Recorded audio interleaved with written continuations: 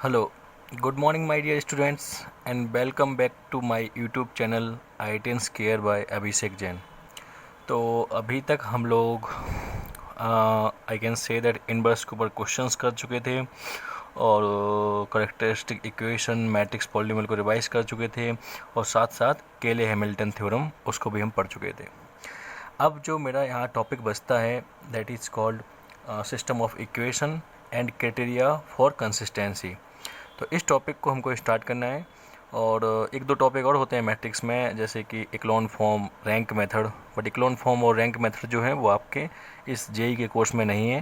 जब आप इंजीनियरिंग में जाएंगे और आप जब वहाँ मैट्रिक्स पढ़ेंगे तब रैंक के बारे में आप पढ़ेंगे, ठीक है। तो रैंक और इक्लोन फॉर्म जो होता है वो आप वहाँ पढ़ेंगे, ठीक है। तो वो अभी मैं यहाँ कवर नहीं करूँगा। तो अभी हमारा जो टॉपिक में है वही हम कवर करेंगे। तो that is next topic is system of equation and criteria for consistency. तो फिर मैं बोलना चाहूँगा कि जो भी बच्चा ये पहली बार इस वीडियो को देख रहा है, मैं उसको बोलना चाहूँगा कि आप इसी प्ले लिस्ट में बाकी सारे लेक्चर फॉलो अप करिए। तो मैट्रिक्स में आपको बहुत अच्छी तरह से फील आएगी। आपसे JEE Main, JEE advance level तक के क्वेश्चंस आपसे सॉल्व हो पाएंगे, ठीक है। तो मेरा टॉपिक का नाम है system of equation and criteria for consistency. तो मैं आपको थोड़ा ब्रीफ इंट्रोडक्शन देता हूँ पहले। ये एक्चुअली ये जो टॉपिक है ना, इक्वेशन, ये इक्वेशन कौन सी होती हैं? Linear equation. लीनियर इक्वेशन आप समझते होंगे, जिनकी पावर कितनी होती है? 1, ठीक है। और क्राइटेरिया ऑफ कंसिस्टेंसी, कंसिस्टेंसी मतलब हम उसके सॉल्यूशन के बारे में बात करते हैं कि सॉल्यूशन निकलेगा कि नहीं निकलेगा। सॉल्यूशन निकलेगा तो बोलेंगे कंसिस्टेंट है, और नहीं निकलेगा तो नॉन कंसिस्टेंट है, ठीक है, या फिर इनकंसिस्टेंट है। तो इसमें दो मेथड हैं। एक है हमारा आई can say that determinant method, determinant से करते हैं, और दूसरा करते हैं हम इसको मैट्रिक्स से, ठीक है। तो मैं दोनों ही इसी में पढ़ा दूंगा। जैसे डिटर्मिनेंट में मैं वो सब चीज़ें नहीं पढ़ाऊंगा आपको, और जो बच्चा डिटर्मिनेंट की लेक्चर सीरीज़ देखेगा तो उसको मैं ये वाला रेफ़र कर दूंगा, ठीक है। तो वो वहाँ से पढ़ लेगा। तो डिटर्मिनेंट में होता है जिसका नाम है हमारा क्रेमर्स रूल, क्रेमर्स रूल। और मैट्रिसेस जो है उसमें बोलते हैं हम गॉस जॉर्डन मेथड, ठीक है। तो ये कुछ मेथड्स हैं जो हमको पढ़ना है, ठीक है। तो स्टार्ट करते हैं 1 बाय 1। तो आप ध्यान दीजिए, ठीक है। तो पहला हम स्टार्ट करते हैं that is equations involving 2 variables, ठीक है। तो ये जो कंसेप्ट मैं पढ़ा रहा हूँ आपको, इसको आपको समझने के लिए थोड़ा बेसिक स्ट्रेट लाइन का आपको नॉलेज होना चाहिए। पॉइंट ऑफ इंटरसेक्शन क्या होता है, लाइन पैरेलल्स कब होती हैं, और ये सब आपको थोड़ा सा बेसिक नॉलेज होना चाहिए। यदि नहीं है तो फिर आप थोड़ा सा रिवाइज, मैं उसमें कोशिश करूँगा कि आप समझ जाए मेरे इसी से ही, ठीक है। तो मैंने क्या होता है इक्वेशंस हैविंग 2 वेरिएबल्स। तो ये टॉपिक ऐसे बोल सकता हूँ मैं कि 2 वेरिएबल एंड 2 इक्वेशंस, ठीक है।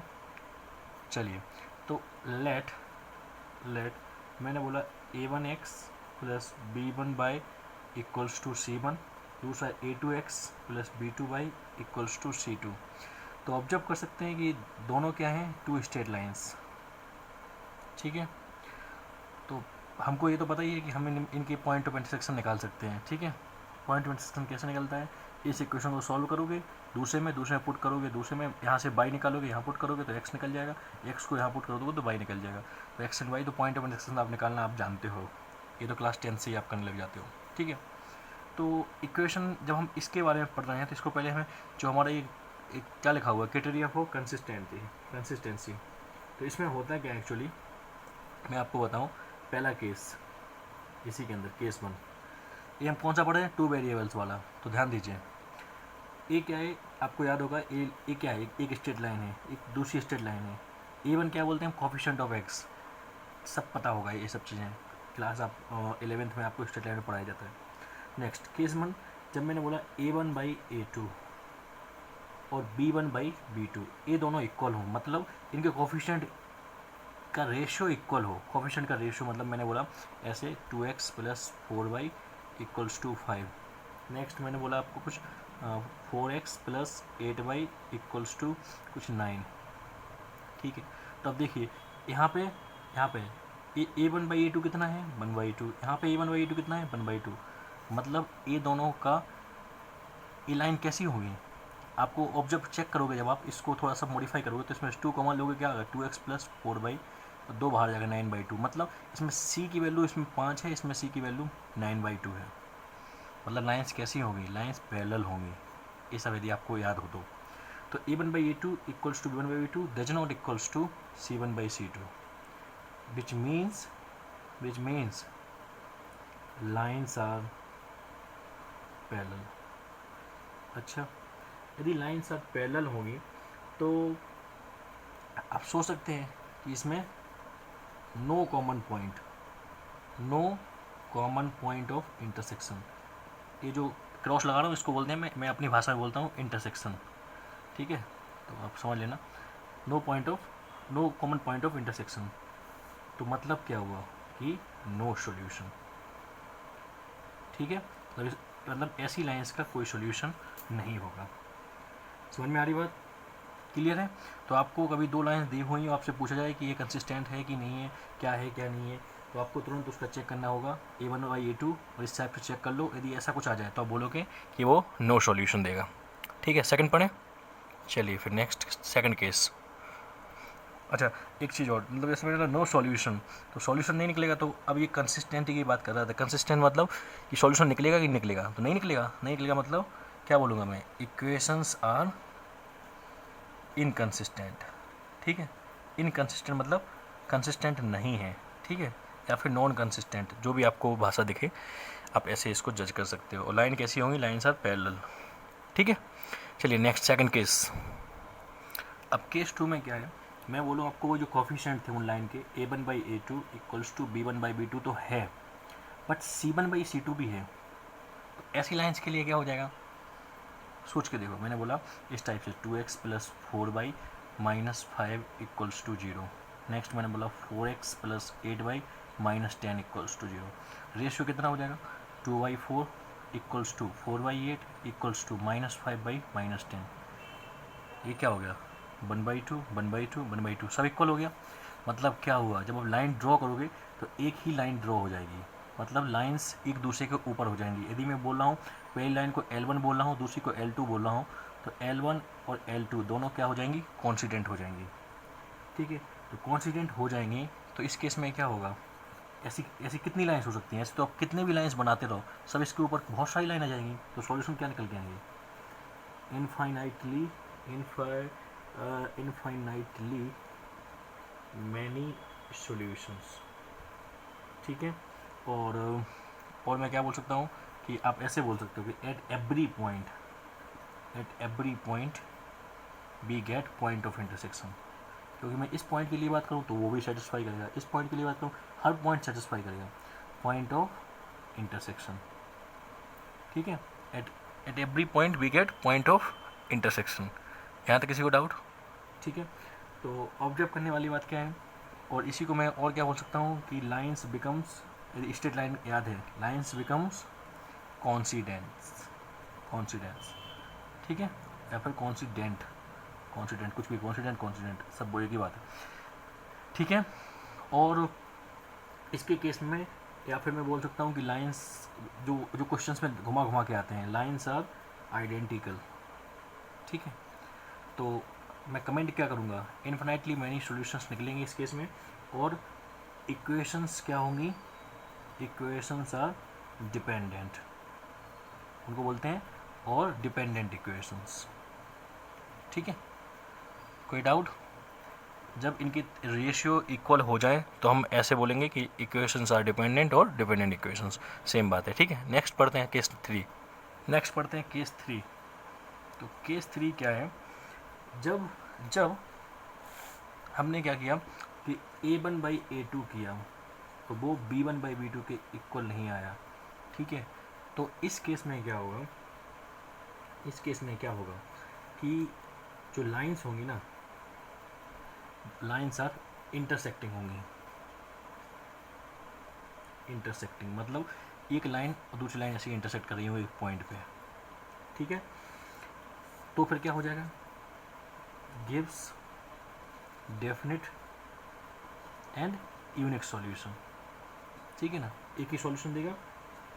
और लाइंस कैसी हो जाएंगी, लाइंस आर कंसिस्टेंट, ठीक है, क्लियर है।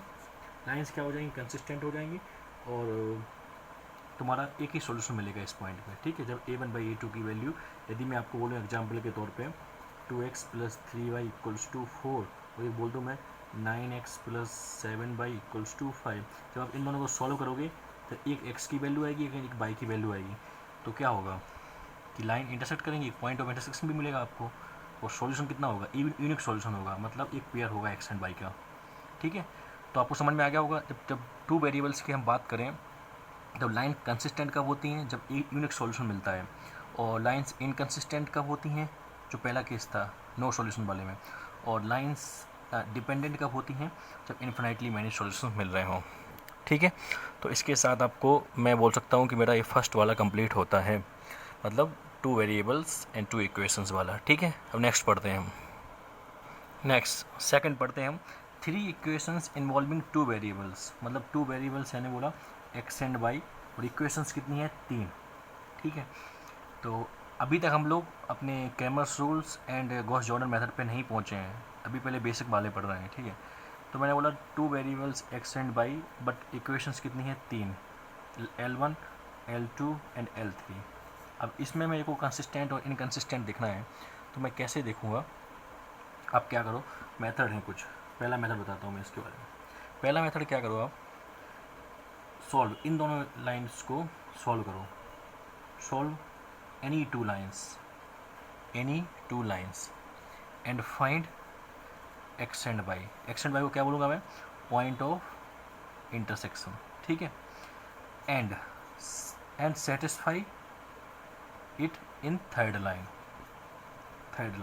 मतलब आप क्या करो कि मैंने बोला पहली दो लाइंस को सॉल्व करो, तो दो वेरिएबल हैं, दो अननोन है, दो इक्वेशंस हैं, तो निकल जाएंगे आपको एक्स एंड वाई निकल गए, तो उसको तीसरे में सेटिस्फाई करके देखो, ठीक है, and satisfy it in third line. अब देखो यहाँ पे दो केस बनेंगे, इफ़ सेटिस्फाइस तो आप क्या बोलोगे, कंसिस्टेंट, लाइंस आर कंसिस्टेंट, ठीक है। और इफ़ नॉट सेटिस्फाइस देन आप बोलोगे लाइंस आर इनकंसिस्टेंट, ठीक है। यदि सेटिस्फाई कर जाएंगे तो आप लाइंस पता है किस टाइप्स की होंगी, एक लाइन दूसरी लाइन, इन दोनों को सॉल्व करके आपने पॉइंट ऑफ इंटरसेक्शन निकाला है, वो सेटिस्फाई कर जाएगा, तीसरी लाइन भी यहीं से ही पास कर रही होगी, L3 L1 L2, इन दो से आपने सॉल्व करके पॉइंट ऑफ इंटरसेक्शन निकाला, वो पॉइंट ऑफ इंटरसेक्शन इसको सेटिस्फाई कर जाएगा, तो आप बोलोगे कि ये तीनों एक यहाँ से पास कर रही होंगी, ठीक है। कोई डाउट, क्लियर है। तो ये यदि आपको स्ट्रेट लाइन थोड़ा भी याद है किसी बच्चे को, तो हम इसको देख के क्या बोल सकते हैं, तीन लाइन एक पॉइंट ऑफ इंटरसेक्शन से पास कर रही हो, याद आया कुछ, concurrency of three straight line पढ़ाया था एक टॉपिक, जिसको याद है अच्छी बात है, concurrency of three straight lines, ठीक है। मतलब क्या हुआ कि यदि तीन लाइन एक ही से पास कर रही हो, और इसको एक और टॉपिक पढ़ाया था इसी पे ध्यान रखते हुए, क्या, फैमिली ऑफ लाइंस, याद है फैमिली ऑफ लाइंस में क्या पढ़ाता था आपको, L3 equals to L1 plus lambda L2, ये सब पढ़ाया हुआ है आपको, ठीक है। तो अभी कनकरेंसी की बात कर लेते हैं, कनकरेंसी से हमारा कंसिस्टेंसी और इनकंसिस्टेंसी चेक हो जाएगी, कैसे होगी, मैंने बोला आपको यदि कनकरेंट होंगी तो आप क्या करते थे, इनके लिए इनका डिटर्मिनेंट निकाल लो, A1 B1 C1, C1 इधर जाके कितना हो जाएगा, -C1, then A2 B2 -C2। पहले क्या करोगे आप, इसको इधर ले जाओगे, फिर इसको इधर ले जाओगे, इसको इधर ले जाओगे, ठीक है, और सबको जीरो के इक्वल करोगे, और जीरो के इक्वल करने के बाद फिर जो कोफिशिएंट मिलेंगे उन कोफिशिएंट का डिटर्मिनेंट लोगे, ठीक है, और इसको इक्वल्स टू जीरो कर दोगे, ठीक है। If det becomes equals to zero, तो आप बोलोगे क्या कि लाइंस आर कंसिस्टेंट, ठीक है। और if det does not equals to zero, तो आप क्या बोलोगे, लाइंस आर इनकंसिस्टेंट। कोई डाउट नहीं होना चाहिए, क्लियर है, क्लियर। तो एक बच्चा बोलेगा कि सर कभी भी डिटर्मिनेंट की वैल्यू यदि जीरो के इक्वल आ जाए, तो क्या लाइन हमेशा कंसिस्टेंट होंगी, नहीं, ये उल्टा बोल गया। एक क्या होगी कि जब यदि मैं बोलूँ इनके कोफिशिएंट का डिटर्मिनेंट 0 के इक्वल आ जाए तो बोलेंगे लाइन कंसिस्टेंट होंगी, ठीक है।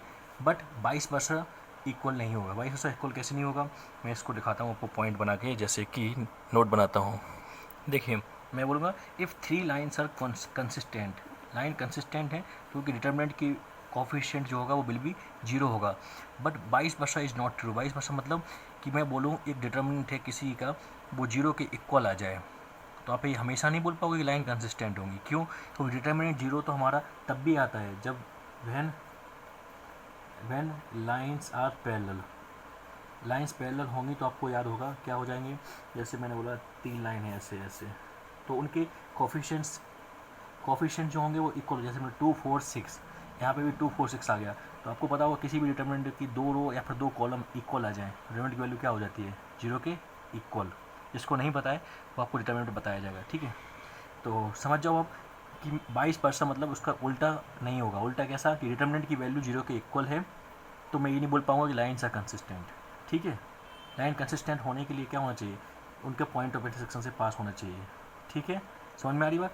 तो यदि लाइन्स पैरेलल होंगी तो भी डिटर्मिनेंट की वैल्यू 0 के इक्वल आएगी, बट इस केस में सॉल्यूशन क्या होंगे, नो सॉल्यूशन, ठीक है। कोई डाउट यहाँ पे? क्योंकि लाइन पैरेलल होंगी कोई हमको सॉल्यूशन मिलेगा ही नहीं, क्योंकि ये मैं कह रहा हूँ कहीं से कहीं भी चले जाओ आप, बट उनमें कहीं भी पॉइंट ऑफ इंटरसेक्शन नहीं मिलेगा, इसलिए नो सॉल्यूशन। कोई डाउट? क्लियर? तो मैं आपको 2 क्वेश्चन कराता हूँ, 2 क्वेश्चन से आपको अप्रोक्स समझ में आ जाएगी कि हमने अभी तक क्या किया है। तो देखिए आप, एक पहला क्वेश्चन देखा मैंने, x + 2y = 5, 2x + 3y = 5, x - y = 7। अब बताइए आप इस ऐसे लाइंस को चेक करने हैं कि लाइंस आर कंसिस्टेंट होंगी या नहीं होंगी, तो आपको क्या करना होता है, आप चाहे मेथड वन मतलब कि इन 2 लाइंस को सॉल्व करो, यहाँ से x एंड y निकालो, x एंड y को इसमें सेटिस्फाई कर दो, सेटिस्फाई हो जाए तो आप बोलोगे लाइंस आर कंसिस्टेंट। और मेथड 2 क्या है, आप इनको पहले 0 के इक्वल बनाओ सबको। 0 के इक्वल कैसे, x + 2y - 5 = 0, 2x + 3y - 5 = 0 और x - y - 7 = 0, ठीक है। अब इनके कोफिशिएंट ढूंढो। इसका कोफिशिएंट कितना होगा, 1 2 - 5, 2 3 - 5, देन 1 - 1 - 7। इसको चेक करो, यदि इसकी वैल्यू 0 के इक्वल आ जाए तो आप बोलोगे लाइन्स आर कंसिस्टेंट, और यदि 0 के इक्वल नहीं है तो आप क्या बोलोगे, लाइन्स आर इनकंसिस्टेंट। समझ में आ रही बात? क्लियर है? बट मैं बोलूँगा कि जब आपको कभी ऐसी लाइन्स दी हो जिसमें आपको कोई भी मतलब ऐसे कांस्टेंट नहीं फंसा हो, जैसे कि यहाँ पे देखो, यहाँ पे लैम्डा फंसा हुआ है।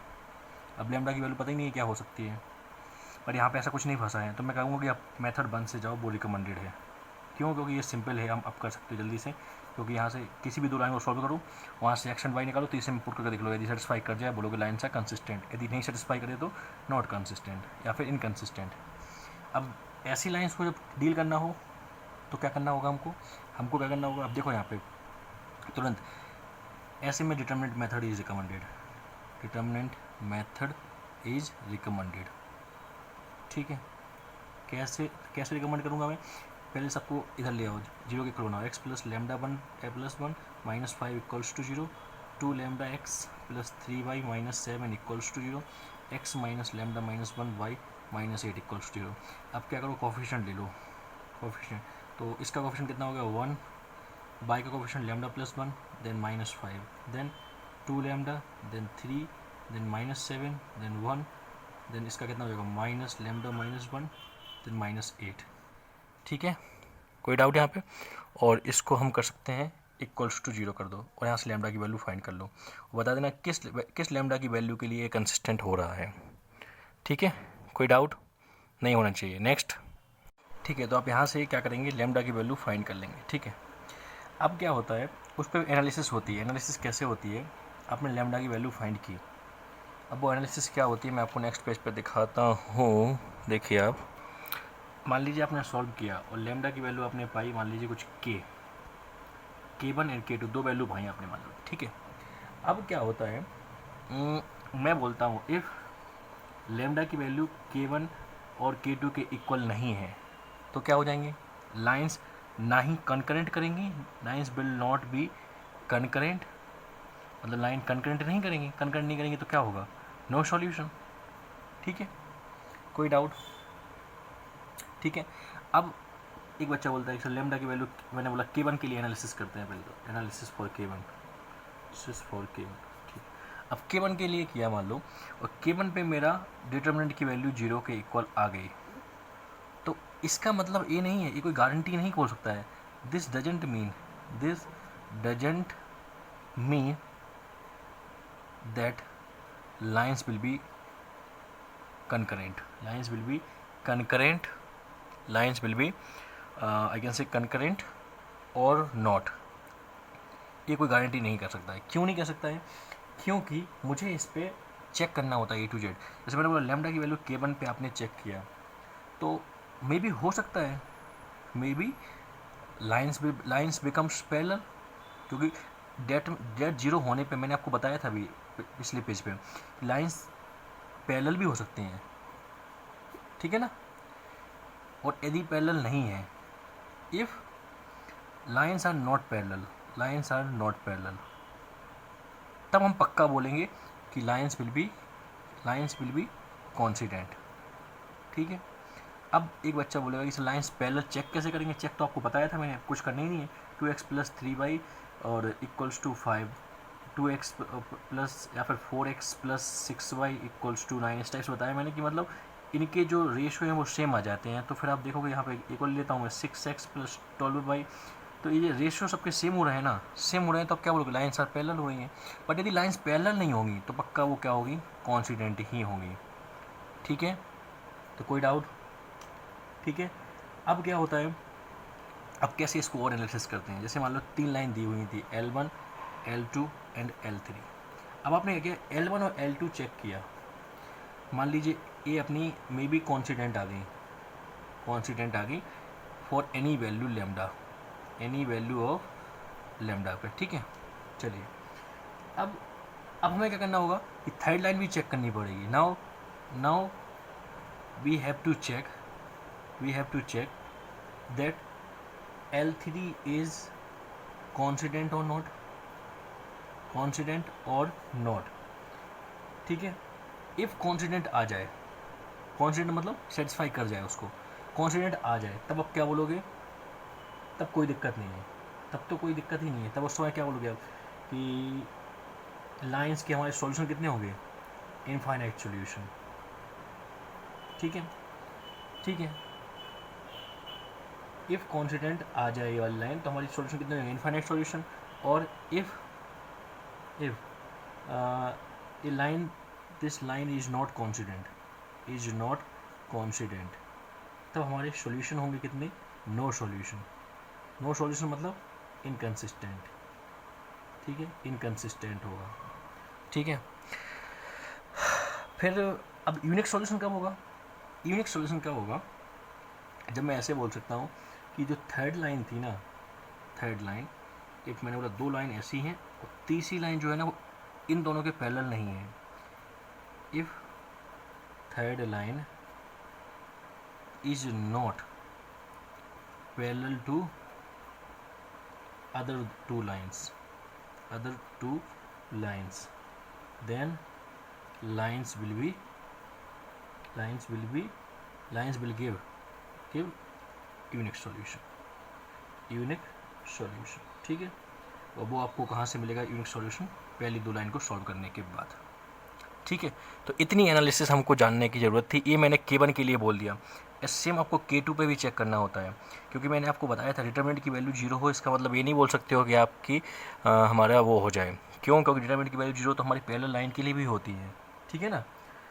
तो आपको ये चीज़ याद रखना है। और मैं बोल सकता हूँ जैसे कि, और एक नोट और छोटा सा नोट यहाँ पर लिख देता हूँ मैं। जैसे कि मैंने बोला for any value of lambda no pair of lines are if no pair of lines are mutually perpendicular, then lines are coincident and value of lambda is accepted, ठीक है। और जब वो देखो यहाँ पे मैंने क्या लिखा, for any value of lambda if no pair of lines are mutually perpendicular then lines are क्या होंगी, कॉन्सिडेंट होंगी, और वैल्यू ऑफ लेमडा जो आएगी वो हमारी एक्सेप्टेड होगी। ठीक है, तो लाइन किस टाइप की, म्यूचुअली परपेंडिकुलर मतलब ऐसे कुछ बना रही होंगी आपस में, कुछ 90-90 इस टाइप से बना रही होंगी। ठीक है, क्लियर है। तो इतनी कहानी थी हमारी, ये एनालिसिस हमको करनी होती है जब लेमडा की वैल्यू फाइंड करने के बाद। तो लेमडा की वैल्यू यदि हमारी आ जाए तो इट डजंट मीन कि हम ये बोल दें कि उस पर ये हो गया, लाइन कॉन्सिडेंट हो जाएंगी। ठीक है ना, वो हमको एनालिसिस करनी पड़ेगी, वो वैल्यू लेमडा की वैल्यू को ले जाके उस लाइन्स में की इक्वेशन में पुट करना होगा। पुट करने के बाद हमको आइडेंटिफाई करना पड़ेगा कि क्या होगा एग्जैक्ट सिचुएशन।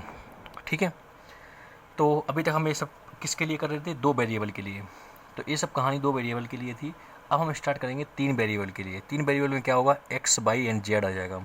तो एक्स, वाई एंड जेड तीनों जो आएंगे वहाँ से हमारा स्टार्ट हो जाएगा क्रेमर्स रूल्स। तो डिटरमिनेंट मेथड को बोलते हैं हम, तीनों इक्वेशन को सॉल्व करने के मेथड को बोलते हैं क्रेमर्स रूल। और यदि मैं उसी को मैट्रिक्स मेथड से सॉल्व करूँगा तो हमारा उसको हम बोलते हैं क्या, गॉस जॉर्डन मेथड। ठीक है, तो स्टार्ट करते हैं हम नेक्स्ट टॉपिक। तो next topic is equations having 3 variables. ठीक है, तो 3 हमारी इक्वेशंस हैं और वेरिएबल भी कितने हैं, 3 हैं। कौन कौन से variable, x, y and z. ठीक है, अब इनकी मुझे कंसिस्टेंसी चेक करने के लिए, सॉल्यूशन निकालने के लिए हमारे पास 2 मेथड हैं। We have 2 methods for checking their consistency. ठीक है, that is first is determinant method also called as Cramer's rule, CRAMER। ठीक है, next second is I can say that matrix method, इसी को बोलते हैं हम गॉस जॉर्डन मेथड। ठीक है, कोई डाउट। तो पहले स्टार्ट करते हैं हम क्रेमर्स रूल। ठीक है, तो हेडिंग डाल लीजिए आप, डिटरमिनेंट मेथड, इसी को बोलते हैं हम क्रेमर्स रूल।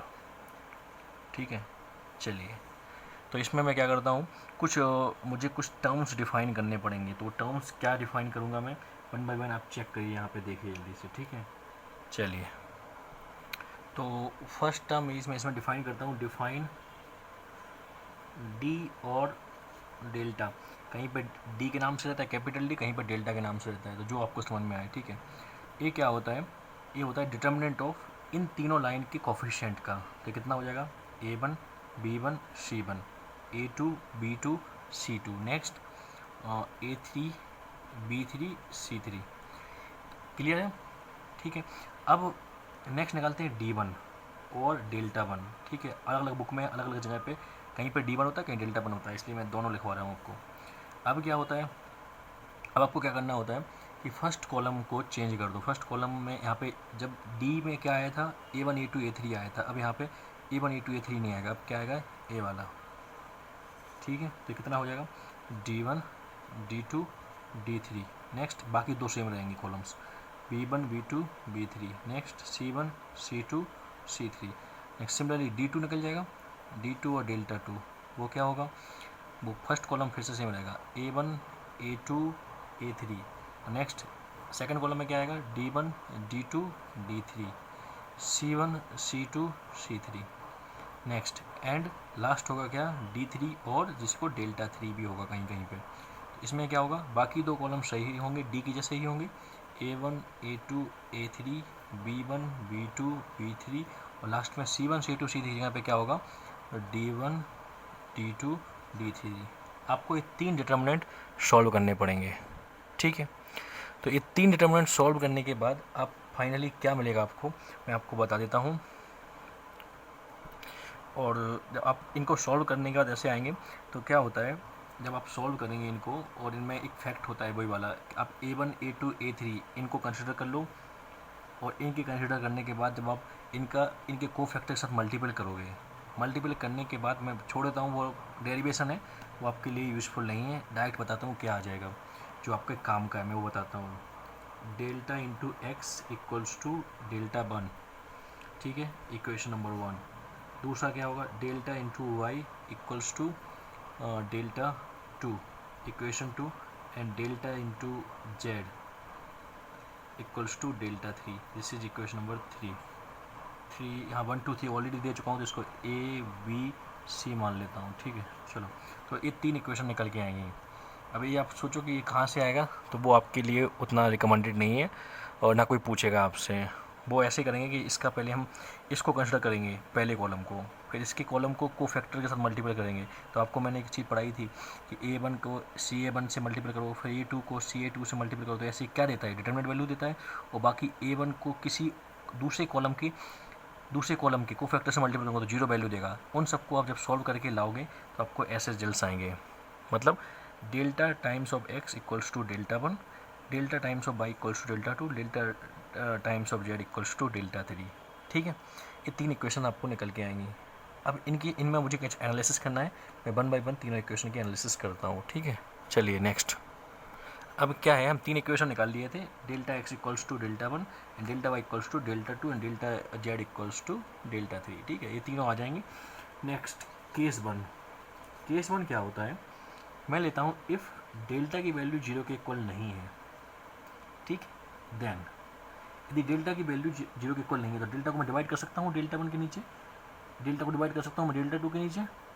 देन सॉल्यूशन जो आपको मिलेगा वो होगा यूनिक सॉल्यूशन, दैट इज, और एक्स वाई जेड की वैल्यू कैसे निकलेगी, कुछ नहीं करना होगा। डेल्टा 1 मतलब इस डेल्टा को मैं डिवाइड कर सकता हूँ नीचे, क्योंकि आपको पता है मैंने डिवाइड कर दिया, डेल्टा की वैल्यू 0 के इक्वल नहीं है तो होगा ये। y इक्वल्स टू क्या हो जाएगा, delta 2 upon delta, and z equals to delta 3 upon delta. कोई डाउट? तो एक्स वाई जेड मिल जाएगा, एक पेयर आ जाएगा एक्स वाई जेड का, तो सॉल्यूशन क्या होगा, यूनिक सॉल्यूशन, ठीक है। केस 2 लेता हूँ मैं।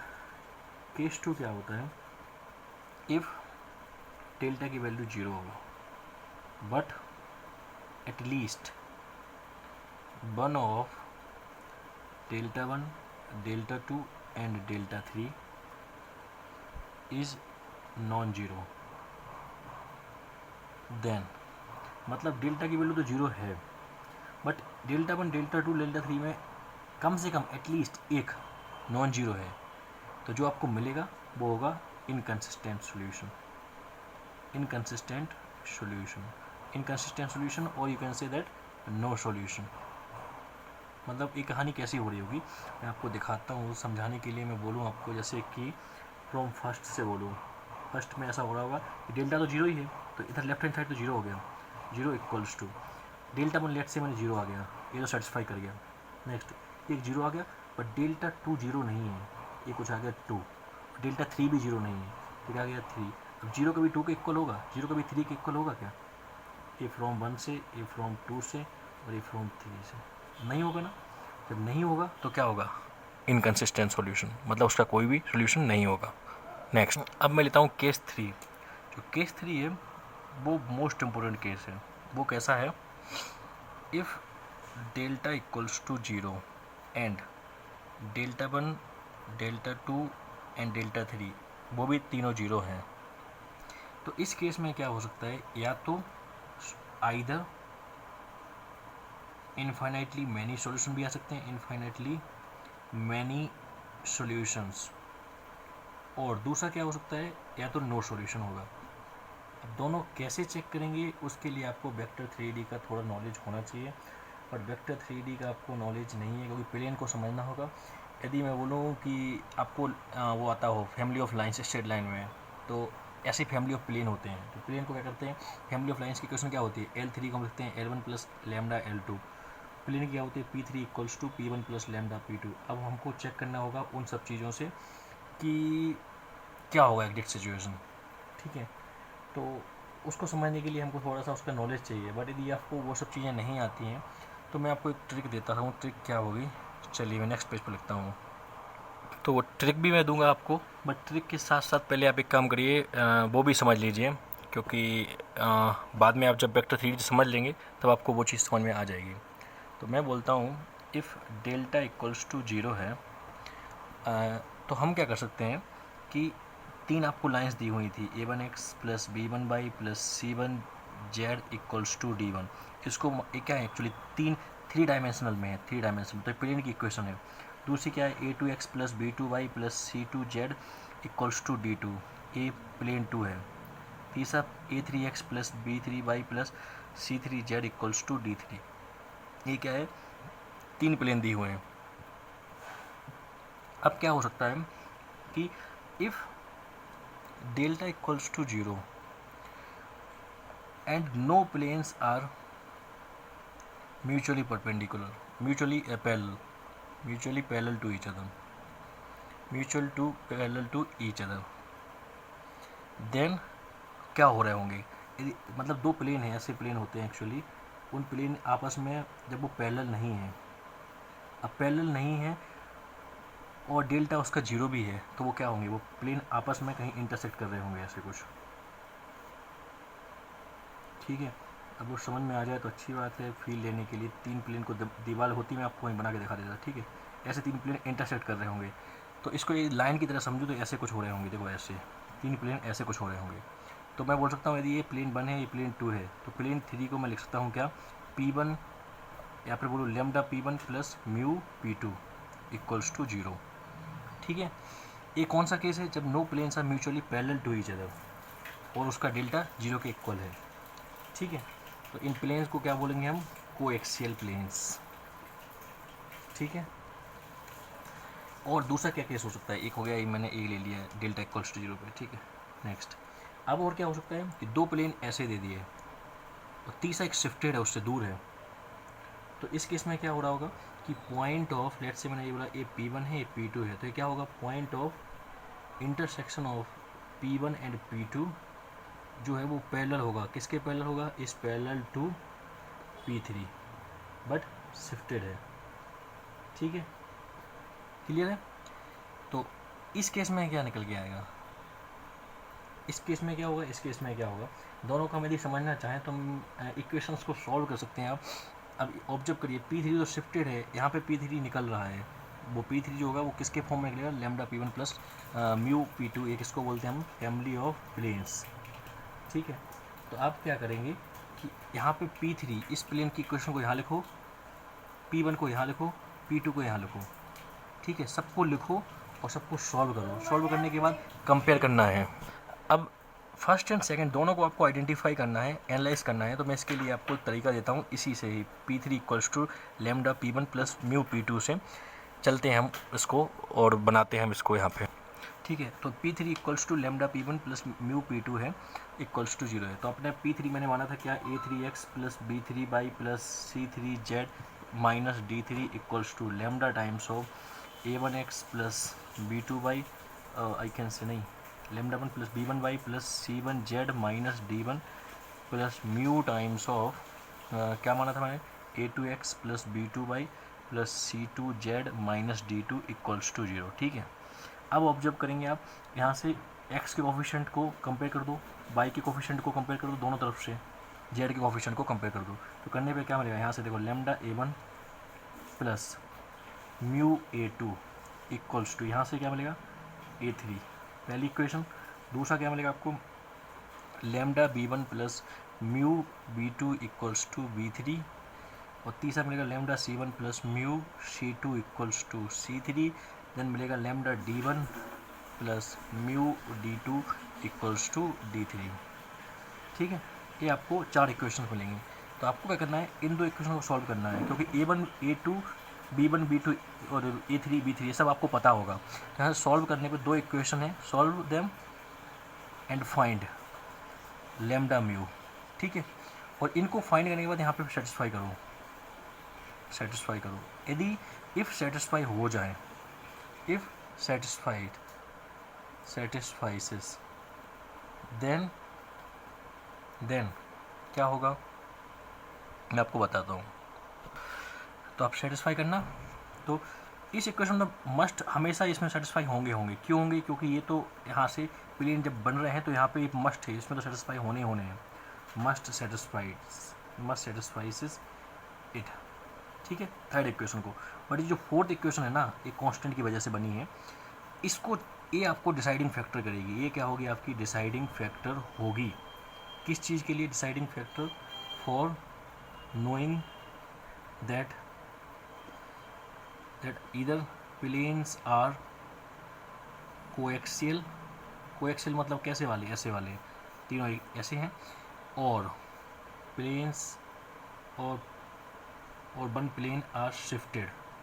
ठीक है, ये हमको समझना होगा। तो ये क्या होगा, आपको क्या करना होगा, जब आपने यहाँ से लैम्डा वैल्यू, लैम्डा और म्यू निकाला, चौथी क्वेश्चन पुट करना, पुट करोगे तो lambda d1 plus mu d2 equals to d3 यदि सेटिस्फाई कर जाए, सेटिस्फाई कर जाए तो आपको समझ में आना चाहिए कि ये कौन सी सिचुएशन आएगा, कि ये आएगा हमारा ए वाला सिचुएशन, ए वाला जो मैंने आपको लास्ट पेज में पढ़ाया था।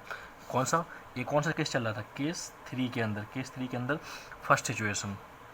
ठीक है, जब सेटिस्फाई कर जाए हमारा तो you can say that this will be your case 3 का 1, केस 3 का 1 होगा। और if lambda d1 plus mu d2 does not equals to d3, तब आप क्या बोलोगे, ये केस 3 का सेकंड केस होगा। तो केस 3 का सेकंड केस होगा, तो मैं आपको बता दूँ कि केस 3 का जब सेकंड केस होगा तो यहाँ पे क्या होगा, plane is parallel but shifted होगा, शिफ्टेड होगा, शिफ्टेड होगा मतलब नो सॉल्यूशन, नो सॉल्यूशन। जब इस ए वाली कंडीशन आएगी तो क्या होगा, इनफाइनाइटली मैनी सॉल्यूशन। ठीक है, तो आपको बताया था मैंने केस 3 के अंदर दो चीज़ें हो सकती हैं, दो चीज़ें क्या क्या हो सकती हैं, सब कुछ पूरी जल्दी रिवाइज कर लीजिए जल्दी से। केस 3 में if delta equals to 0, delta 1, delta 2, delta 3 सभी 0 हो जाए तो या तो इधर इनफाइनाइटली मैनी सॉल्यूशन हो सकता है या फिर नो सॉल्यूशन हो सकता है। तो अब मैंने आपको बताया नो सॉल्यूशन कब होगा, नो सॉल्यूशन कब होगा, जब हमारा delta d1 plus mu d2 does not equals to d3, तब होगा प्लेन शिफ्टेड होंगे और नो सॉल्यूशन दिखाएगा। और जब ये इक्वल आ जाए तो हम क्या बोलेंगे, इन्फिनिटली मैनी सॉल्यूशंस हो रहे होंगे, क्योंकि वहाँ से सब यहीं से निकल रहे होंगे। क्लियर है, प्लेन्स पास हो रहे होंगे। ठीक है, ये कुछ कहानी थी तो हमारी क्रैमर्स रूल्स के बारे में। तो क्रैमर्स रूल्स को हम समराइज करते हैं। तो देखिए, समरी ऑफ क्रैमर्स रूल, हमने देखा था कि यदि डेल्टा की वैल्यू 0 के इक्वल नहीं आती है, डेल्टा की वैल्यू 0 के इक्वल नहीं आती है तो हम उसको डिवाइड कर सकते थे। डिवाइड करेंगे तो यूनिक सॉल्यूशन निकल रहा था, और सॉल्यूशन क्या होते हैं, x equals to delta 1 by delta, y equals to delta 2 by delta, z equals to delta 3 by delta.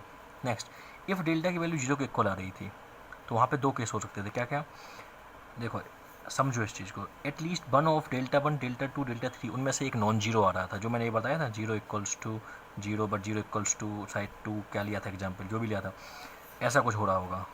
ऐसा कभी सोर्स नहीं होगा तो आंसर इसमें हमेशा नो सॉल्यूशन आएगा।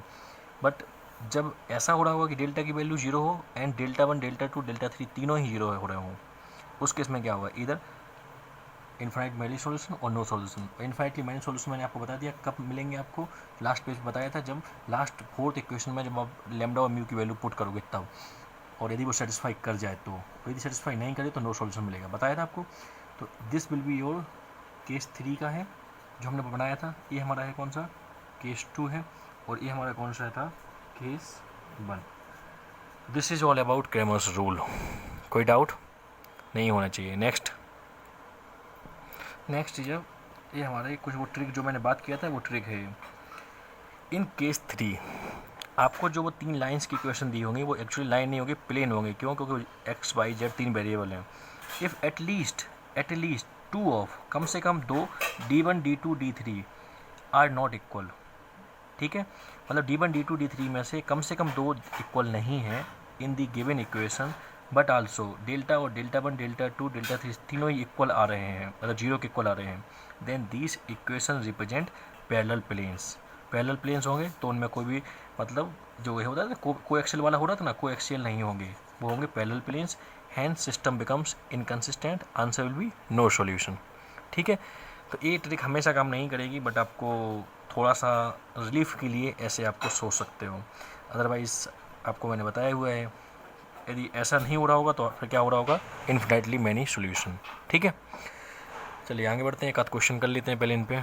एक क्वेश्चन करने से पहले एक स्पेशल केस और है वो देख लेते हैं जैसे स्पेशल केस कैसा, इफ़ इसको 4 लिखना है, स्पेशल मतलब फोर्थ केस डिफाइन कर देना। ठीक है, if I can say that d की value does not equals to 0 but d1, d2, d3 ये 0 के इक्वल आ जाएं, देन द गिवन सिस्टम जो होगा ना, given system of equations is inconsistent ही होगा, ठीक है, बट इनका एक सॉल्यूशन होगा, but it has trivial solution. Trivial solution मतलब क्या होता है? ट्रिवियल सॉल्यूशन मतलब x equals to 0, y equals to 0 and z equals to 0, ठीक है, वो इसको सेटिस्फाई करेगा, ठीक है, उन लाइन्स को सेटिस्फाई करेगा। तो एक स्पेशल केस है उसके रिगार्डिंग, ठीक है। तो एक और नेक्स्ट क्या हो सकते हैं, नोट, इसको हम बोल सकते हैं कैसे, homogeneous system of linear equation. ये क्या है एक्चुअली, हम इसको ऐसे पढ़ सकते हैं कि आपको मैंने ये लाइन पढ़ाई थी a1x plus b1y plus c1z equals to d1। Next दूसरी लाइन थी, तीसरी लाइन थी, ठीक है, बट अब उन लाइन के राइट साइड वाले ये सब जीरो हो जाएं, मतलब क्या हो जाए, a2x plus b2y plus c2z, next a3x plus b3y plus c3z, ऐसी लाइंस हों, ठीक है। तो और एंड यहाँ पे x y z are not zero, are non zero, ठीक है। तो ठीक है, तो इनको कंसिस्टेंट होना है, तो मैं क्या बोलूँगा कि इसका डेट की value a1 b1 c1, a2 b2 c2, a3 b3 c3, इसकी वैल्यू 0 के इक्वल होना चाहिए, ठीक है। और इनके सॉल्यूशन जो होंगे, इनमें बाय डिफ़ॉल्ट सॉल्यूशन क्या हो सकता है, x की वैल्यू 0 पुट करो, y की वैल्यू सबके 0 0 0 1 हो, तो यहाँ पे लिख सकता हूँ मैं क्या, इफ़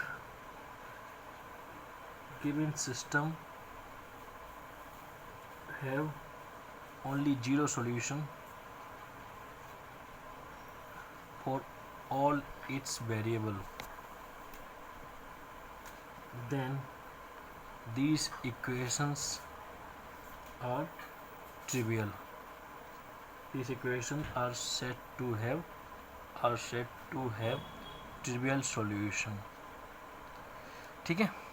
तो ये कुछ कहानी थी। तो अभी तक ये जो याद रखना, होमोजेनस कब बोलते हैं, जब उसके राइट साइड वाले जीरो हो जाएं, और नॉन होमोजेनस कब बोलते हैं, जब वो राइट साइड में d1 d2 d3 दिए हो, ठीक है। तो ये कुछ कहानियाँ हैं इसके अंदर। एक क्वेश्चन देखते हैं क्रैमर्स रूल के ऊपर, ऑब्जर्व करिए आप, देखिए यहाँ पे 3 वेरिएबल दिए हुए हैं x y एंड z, और देख सकते हो आप यहाँ पे 1 है, यहाँ पे 3 है, यहाँ पे 0 है। तो आप ऑब्जर्व करोगे कि ये नॉन होमोजेनस टाइप का हुआ। होमोजेनस होने के लिए क्या होना चाहिए, तीनों 0 होने चाहिए थे, और यहाँ पे ऐसा नहीं हो रहा है। तो यहाँ पे d1 यहाँ पे 1 दिया है, d2 3 है, d3 0 है। तो अब इस क्वेश्चन में 3 वेरिएबल्स हैं, दिख रहे हैं आपको, हाँ। नेक्स्ट 3 वेरिएबल्स आपको दिख गए हैं, और इक्वेशंस भी 3 दिख गई होंगी आपको। तो आप क्रैमर्स रूल 3 वेरिएबल्स 3 इक्वेशंस, तो आपके दिमाग में क्लिक करेगा 2 मेथड, एक तो क्रैमर्स रूल और दूसरा गॉस जॉर्डन मेथड, जो अभी हम पढ़े नहीं हैं, उस पर भी देखेंगे, ठीक है। तो नेचर ऑफ सॉल्यूशन देखना है मुझे। तो मैंने आपको क्या क्या पढ़ा है इसके अंदर, कि हम लोग चाहें तो सबसे पहले या तो डेल्टा निकाल लीजिए, डेल्टा इसको हम डी के नाम से ही बोलते हैं। वो कैसे निकलेगा, सबसे पहली चीज़ आप क्या करिए कि हम इसका एक काम करते हैं, सबसे पहले अपन इसको पुट कर देते हैं। तो पुट करेंगे तो कैसे पुट करेंगे, जब देखिए जब डी निकालते हैं तब क्या करते हैं कि एक्स बाई जेड के कोफिशिएंट ही रखते हैं, तो 1, देन उसके बाद कितना हो जाएगा 2 3, देन सेकंड इक्वेशन से कितना निकलेगा 2 3 4, देन 3 4 5, ठीक है। इसको सॉल्व करते हैं, चलिए सॉल्व करिए। तो सॉल्व करेंगे तो कितना मिलेगा, 1 times of 15 minus 16 minus 2 times of 10 minus 12 plus next 3 times of 8 minus 9। तो अब जब करेंगे कितना मिलेगा, ये -1, और ये कितना होगा -2, तो ये होगा +4, और ये कितना हो गया -3, ठीक है। If I am not wrong, ये -2 और +2, ठीक है। 15 माइनस 16 ये सही है। नेक्स्ट वन इज, कुछ गड़बड़ किया है क्या, चेक करिए आप। हाँ सही है। तो आंसर कितना आ गया, 0, मतलब तो D 0 हो गया। चलिए नेक्स्ट, अब D1 निकालते हैं पहले। तो D1 और जिसी को हम डेल्टा 1 भी बोलते हैं, ठीक है, दोनों सेम बात है। वो कैसे निकलेगा, हमको पहली कॉलम को चेंज करना होता है। पहले कॉलम में क्या क्या आएंगे, जो यहाँ पे दिए हुए हैं वो क्या हो जाएंगे, चलिए 1 3 0 2 3 4 और 3 4 5, मतलब जो पहला वाला जो था ना डिटर्मिनेंट, वही डिटर्मिनेंट रहेगा, उसी टाइप का ही रहेगा, बट बस ए वाले कॉलम चेंज हो जाएंगे। तो करिए सॉल्व करते हैं। तो कितना होगा, 1 इंटू 15 माइनस 16, फिर से -2 15 माइनस 0, नेक्स्ट +3 12 माइनस 0, कितना हो जाएगा -1 -1 and this is will be -30 plus 36। तो ये कितना आ गया, -31 हो गया और प्लस तो 5 आ गया। मतलब ये क्या हो गया, D1 की value does not equals to 0। तो ये कौन सा केस हो गया, हम जल्दी से पहले एक बार सारे केसेस को एक बार फिर से देखते हैं। तो अभी हम चाहें तो D2 निकाल सकते हैं ऐसे ही एंड D3 निकाल सकते हैं, बट बिफोर D2 D3 निकालने से पहले हम एक चीज़ ऑब्जर्व कर सकते हैं जो हमने केसेस में पढ़ा था। जैसे कि देखिए हमने ये पढ़ा था कुछ, तो ऑब्जर्व करेंगे अब कि डेल्टा की वैल्यू 0 के इक्वल आई है। तो देखो डेल्टा की वैल्यू 0 के इक्वल मतलब ए वाला ये कहानी चल रही है अब। एंड डेल्टा 1 की value does not equal to 0, तो मैंने क्या पढ़ा था, at least 1 of delta 1 delta 2 delta 3 is non zero आ जाए, देन सिस्टम कैसा हो जाएगा, इनकन्सिस्टेंट। इनकन्सिस्टेंट मतलब नो सॉल्यूशन, क्योंकि आपने ऑब्जर्व कर लिया होगा कि देखिए जब आप इन इक्वेशन में पुट करोगे, इन इक्वेशन में पुट करोगे D1 के लिए पुट करोगे तो D1 में क्या हो जाएगा, 0 इक्वल्स टू 5 टाइम्स आ जाएगा, क्योंकि हमारा रिलेशन क्या आया था हमारा, delta into x equals to, I can say that delta into x into delta 1, और इसी को हम बोल सकते हैं तो D के फॉर्म में तो D into x equals to D1, ऐसा बोला था मैंने आपको। तो अब ऑब्जर्व करेंगे आप, D तो आपका 0 है, 0 पुट कर दिया, 0 इंटू एक्स, ठीक है, इक्वल्स टू D1 कितना आया आपका, 5 आ गया। तो कभी 0 कभी 5 के इक्वल आएगा क्या, नहीं आएगा, 0 5 के इक्वल नहीं आएगा। तो आप क्या बोलोगे, ये सिस्टम अब D2 D3 निकाल लो, नहीं निकालना है, बट इससे इतना हिंट मिलेगी, क्या हिंट मिलेगी कि जो सिस्टम होगा हमारा वो क्या हो गया, सिस्टम विल बी इनकन्सिस्टेंट। जब इनकन्सिस्टेंट होगा तो मैंने आपको पढ़ाया हुआ है, क्या पढ़ाया हुआ है, इनकन्सिस्टेंट होने के लिए सॉल्यूशन कैसे हो जाएंगे, नो सॉल्यूशन, ठीक है, क्लियर है। चलिए फिर नेक्स्ट क्वेश्चन देखते हैं जल्दी से। चलिए क्वेश्चन नंबर 2 पढ़िए, क्या लिखा हुआ है, if the system of equations, 3 equations दी हुई हैं, x plus lambda y plus 1 equals to 0, lambda x plus by plus 1 equals to 0 and x plus by plus lambda equals to 0, और बोला कंसिस्टेंट, उसने खुद बोल दिया कंसिस्टेंट है, देन फाइंड लेमडा। अब ऑब्जर्व करने वाली बात क्या है कि सर A0 है, A0 है, A0 है और कंसिस्टेंट उसने खुद बोला है, तो हम इसके लिए क्या करेंगे, आपको मैंने ऑलरेडी पढ़ाया है होमोजेनस वाला, क्या पढ़ाया दिखाता हूँ मैं आपको। देखिए हम लास्ट पेज पे आ गए हैं जो हमने पढ़ा था। देखिए ऐसा कुछ दिख रहा है, देखो यहाँ 0 है, यहाँ 0 है, यहाँ 0 है, 3 लाइन्स दी हुई हैं आपके क्वेश्चन में भी, और बोला है कि इस क्वेश्चन को, इसको कंसिस्टेंट होना है। तो कंसिस्टेंट होने के लिए हमने आपको क्या पढ़ाया था कि आप इसका डेल्टा की वैल्यू को, मतलब डिटरमिनेंट निकालिए, इनके कोफिशिएंट को पुट करके उसको 0 के इक्वल कर दीजिए, तो क्या हो जाएगा, वो कंसिस्टेंट के लिए आपको निकल जाएगा, ठीक है। तो करते हैं इस क्वेश्चन को फिर अपन आगे।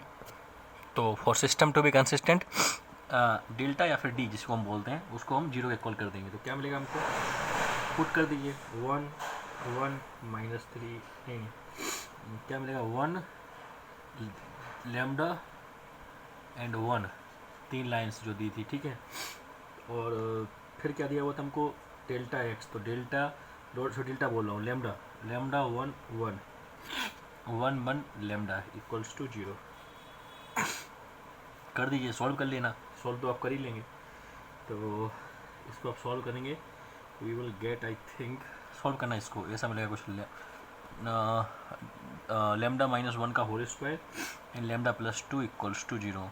तो ये तो हमने पढ़ा हुआ बचपन में कि a into B equals to 0, तो क्या होता है, इधर a इक्वल्स टू 0 और b इक्वल्स टू 0, तो कर देना है, तो क्या हो जाएगा, एक हो जाएगा, तो लेमडा -1 का स्क्वायर इक्वल्स टू 0 और लेमडा +2 इक्वल्स टू 0। तो लेमडा माइनस, अब पता होगा आपको, a का स्क्वायर इक्वल्स टू 0, तो वो क्या होता है, a इक्वल्स टू 0, तो a क्या है, मतलब एक्स स्क्वायर इक्वल्स टू 0 होगा, तो उसका रूट क्या होगा, x इक्वल्स टू 0, उसको करना तो क्या होगा, लेमडा इक्वल्स टू 1 और यहाँ से लेमडा इक्वल्स टू -2, दिख रहा होगा आपको। इसको जब सॉल्व करोगे तो इससे आपको एक क्यूबिक मिलेगा, क्यूबिक इक्वेशन मिलेगी, ऐसा कुछ आएगा, ठीक है, कर लेना। चलिए ठीक है, एक क्वेश्चन और कराता हूँ जल्दी से। चलिए क्वेश्चन नंबर 3 पढ़िए, क्या लिखा है, find the value of lambda if the given equations are consistent. Same question जो लास्ट किया है, यहाँ पे भी 3 इक्वेशंस दी हुई हैं, बट यहाँ पे वेरिएबल कितने हैं, यहाँ पे 3 इक्वेशंस हैं एंड 2 वेरिएबल हैं, देखो, ठीक है, ठीक है। अब इसमें इसको भी हम कैसे डील करेंगे, इसको भी हम सेम डिटर्मिनेंट बनाएंगे और 0 के इक्वल कर देंगे। कैसे, क्योंकि डिटर्मिनेंट आप किस में बनेगा, जब 3 वेरिएबल्स थे तब तो क्या था कि तीनों वेरिएबल्स का coefficient A1 A2 A3 B1 B2 B3 जितना सबको मैंने पुट कर दिया था, ठीक है। बट यहाँ पे कांस्टेंट है ना -3, इनको पुट कर देना। तो क्या डिटर्मिनेंट क्या बनेगा, मैं आपको दिखा देता हूँ, आप कर लेना। Delta equals to 0 for system to be consistent, for system to be consistent, उसको क्या बोलोगे, डेल्टा इक्वल्स टू 0 और डी इक्वल्स टू, इसी को डी बोलते हैं, ठीक है। तो क्या हो जाएगा, क्या बनेगा 1, पहले से 1 1 -3, नेक्स्ट क्या बनेगा 1 plus lambda, then 2 plus lambda, then -8, next यहाँ पे 1 minus times of 1 plus lambda and 2 plus lambda, ये 3 ऐसे होंगे और इसको इस डिटर्मिनेंट को 0 के इक्वल कर देना, लेमडा की वैल्यू बताना क्या आनी है, ठीक है। ये टास्क फॉर यू, ठीक है।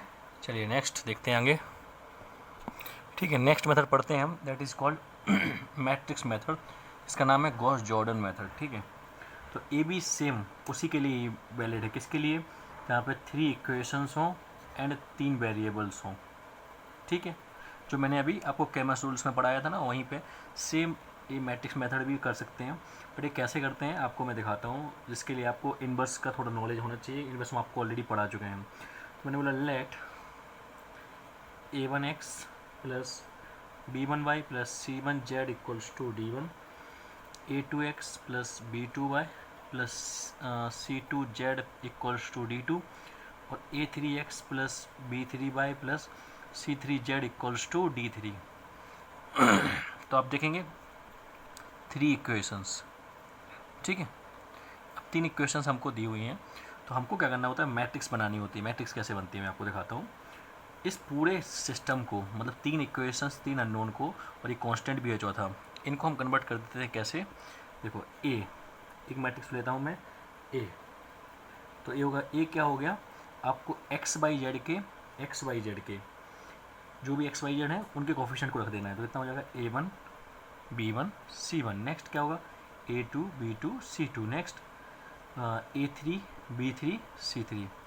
एक टर्म डिफाइन करना होता है आपको, कैपिटल एक्स क्या हो जाएंगे, वेरिएबल कितने हैं, 3 हैं, एक्स बाई जेड, तीनों में ही एक्स बाई जेड है, इसको कैसे रखेंगे, एक्स बाई जेड, ठीक है। नेक्स्ट एंड बी हम करते हैं राइट साइड वाले को, राइट साइड क्या है, D1 D2 D3। चलिए अब आप ऑब्जर्व करेंगे कि सर जब हम AX इक्वल्स टू बी करेंगे, सोच के देखिए AX इक्वल्स टू बी मतलब इसका मल्टीप्लाई इससे करेंगे, ए का ऑर्डर है कितना 3 क्रॉस 3, एक्स का कितना है 3 क्रॉस 1, बी का कितना है 3 क्रॉस 1। देखिए जब AX को मल्टीप्लाई होना है तो ये दोनों इक्वल होना चाहिए, हैं इक्वल होने के बाद फाइनल इसका कितना ऑर्डर आ जाएगा 3 क्रॉस 1, और इक्वल यदि AX इक्वल्स टू बी होना है तो दोनों का ऑर्डर सेम होना चाहिए, इक्वलिटी ऑफ मैट्रिक्स से, ठीक है। क्लियर यहाँ तक। तो ऑब्जर्व करने वाली बात क्या है कि जब आप इनका मल्टीपल करोगे A1 B1 x, A1 B1 C1 का इसके साथ, तो कितना हो जाएगा, A1 के साथ होगा तो A1x plus B1y plus C1 Z हो जाएगा।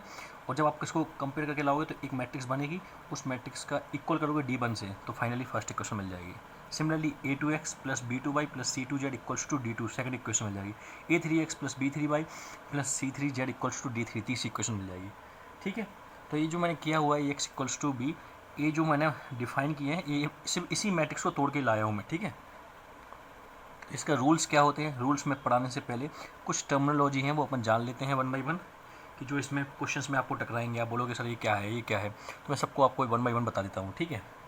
तो फर्स्ट टर्मिनोलॉजी का नाम बोलेंगे, जैसे कि तो फर्स्ट टर्मिनोलॉजी आप बोल सकते हो कंसिस्टेंट तो मैंने आपको बता ही दिया है क्या होता है, सॉल्यूशन होना चाहिए, मतलब इसको अपन देसी भाषा में बोलेंगे क्या, एटलीस्ट 1 सॉल्यूशन शुड एग्जिस्ट, ठीक है। तो ये जो कंसिस्टेंट और ये सब जो मैं टर्मिनोलॉजी बता रहा हूँ, ये आपको मैट्रिक्स मेथड में भी और क्रैमर्स रूल्स में कहीं पे क्वेश्चंस दिख जाएँ तो आपको ये टर्मिनोलॉजी दोनों के लिए सेम है, ठीक है।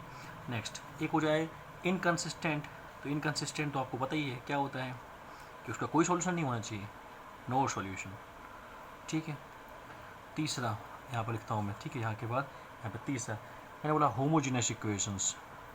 तो होमोजेनियस इक्वेशन क्या हो जाएंगी, मैंने आपको अभी बताया था कि राइट साइड वाले जो D1 D2 D3 हैं वो जीरो होने चाहिए। तो इसके भाषा में यदि मैं मैट्रिक्स पढ़ा रहा हूँ, मैट्रिक्स मेथड, तो उसकी भाषा में मैं क्या बोलूँगा कि बी मैट्रिक्स को क्या हो जाना चाहिए, नल मैट्रिक्स। ठीक है, तो I can say that B equals to 0 और matrix B will be null matrix. ठीक है, और D1 equals to 0, D2 equals to 0 and D3 equals to 0। Clear है ये चीज़? ठीक है, तो ये तीसरा हो गया होमोजेनियस इक्वेशन।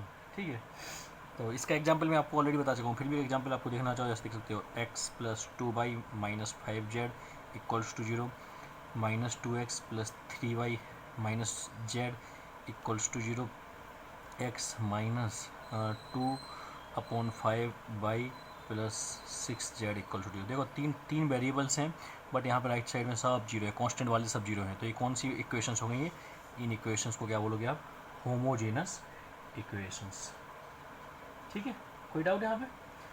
तो होमोजेनस इक्वेशन होगी तो आप सोच के देखो, इन इक्वेशंस में x की वैल्यू में 0 पुट करूँ, y की वैल्यू 0 पुट करूँ, z की वैल्यू 0 करूँ, तो देखो ये कितना हो जाएगा, 0 इक्वल्स टू 0 पहली इक्वेशन। जब x की वैल्यू 0 पुट की, y की 0 पुट की, z की 0 की 0, सेकंड में भी 0 इक्वल्स टू 0। तो मतलब मैं क्या बोल सकता हूँ कि एक सेट ऑफ सॉल्यूशन तो इसमें हमेशा सेटिस्फाई करेगा। कौन सा वाला? जब x की वैल्यू 0 हो, y की वैल्यू 0 हो एंड z की वैल्यू 0 हो। तो इस बात को मैं क्या लिखूँगा, मैं यहाँ पर लिख सकता हूँ नोट लिखूँगा कि homogeneous equations are satisfied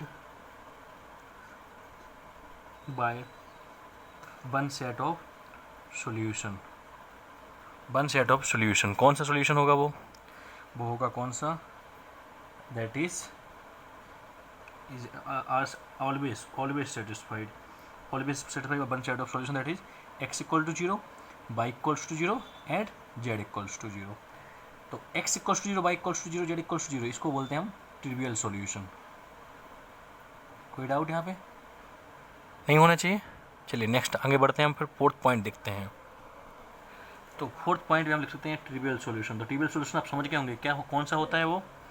trivial solution आप बोल सकते हो कि sir x equals to y equals to z equals to 0। ठीक है, नेक्स्ट फिफ्थ इज जब मैं बोलूँ नॉन ट्रिवियल सॉल्यूशन। तो नॉन ट्रिवियल सॉल्यूशन मतलब आप बोल सकते हो कि at least one of x, y, z में से इज़ नॉन जीरो होना चाहिए। मतलब मैं आपको बोलूँ कि x की वैल्यू 5 आ गई, y की वैल्यू 0 आ गई एंड z की वैल्यू कुछ 2 आ गई, तो ये सॉल्यूशन क्या हो जाएगा? This is non trivial solution.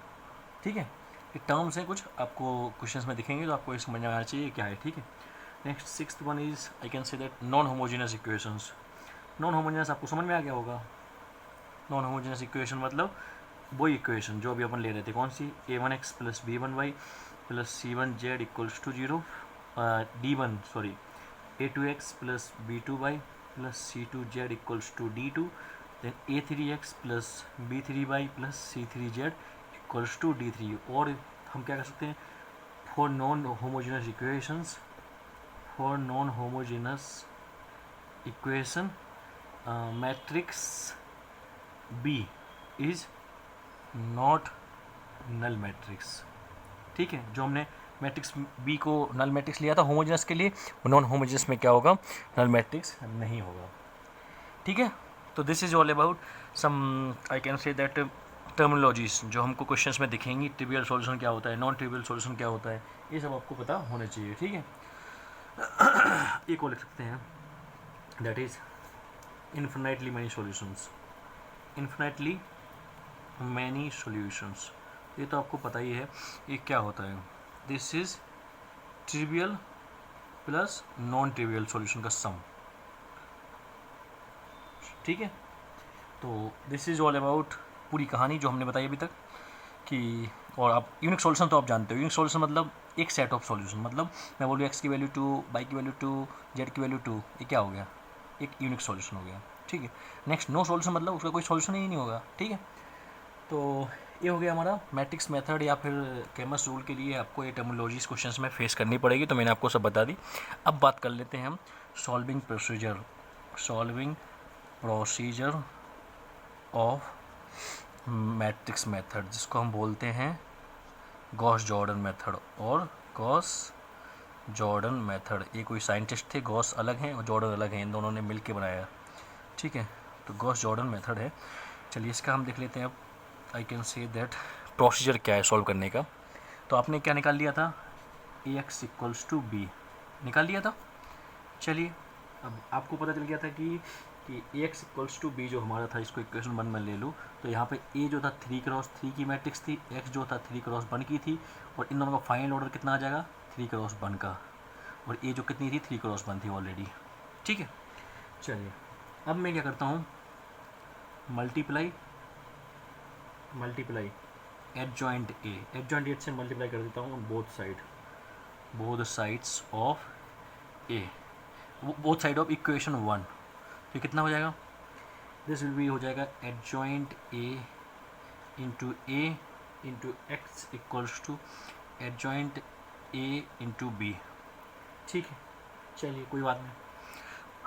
अब मैंने आपको पढ़ाया था जब स्टार्टिंग में ही बिल्कुल मतलब डिटरमिनेंट की अपन ने अपने एडजॉइंट पढ़ा था, वो उस समय मैंने आपको एक चीज़ डिफाइन की थी, क्या, जब मैं किसी मैट्रिक्स को उसके एडजॉइंट ए से या फिर मैं एडजॉइंट ए को मैट्रिक्स ए से मल्टीप्लाई करता हूँ तो रिजल्टेंट क्या आता था, det A into I n. पढ़ाया था ये चीज़, ठीक है। ये पढ़ाया था कब आपको, जब मैंने ये बताया था आपको एडजॉइंट और इनवर्स का कंसेप्ट स्टार्ट किया था, उस समय पढ़ाया था ये आपको, ठीक है।